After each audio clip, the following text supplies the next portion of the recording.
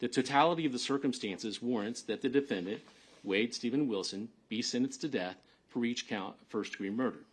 Accordingly, it is ordered in the judge that the defendant, Wade Stephen Wilson, be sentenced as follows. Count 1, first-degree murder of Christine Melton. The defendant is hereby sentenced to death.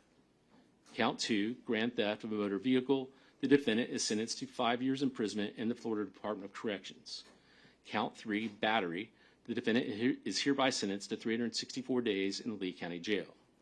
Count 4, first-degree murder of Diane Ruiz. The defendant is hereby sentenced to death.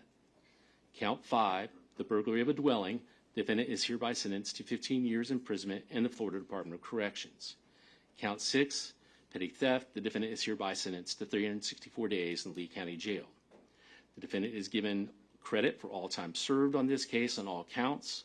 All counts are to run concurrent with each other, meaning at the same time. All statutorily mandated fines, fees, and costs as announced on the record are imposed, and the defendant is committed to the custody of the Department of Corrections for execution of this sentence as provided by law.